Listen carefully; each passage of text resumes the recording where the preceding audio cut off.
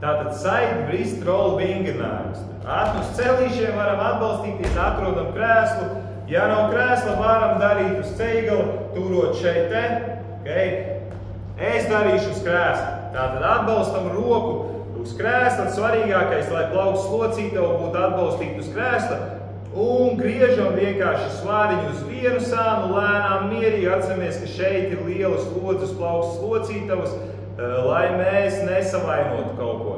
Es daru ar diezgan lielu svāriņu, tāpēc izstāst diezgan viegli. Okay? Tad, kad būtu paņēmuši lielāku svaru, šis vingrinājums nav viegls. Paņemam svāriņu aiz apakšējās daļas, vai, ja nav apakšējās daļas, varam paņemt arī, teiksim, hantelīti aiz stienīša, un šeit ir ripas, un tieši tas pats lēnām pagriežu, kamēr svariņš pieskrās vienā pusē vai otrā.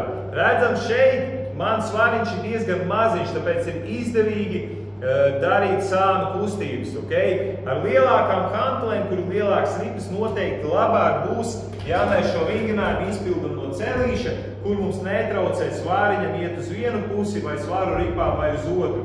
Es turu uz celīša un es griežu cik vien tālu varu uz vienu pusi, jo projām plauksti ir atbalstīti uz mana celīša un uz otru. Un šādi izpildam noteikto reižu skaitu.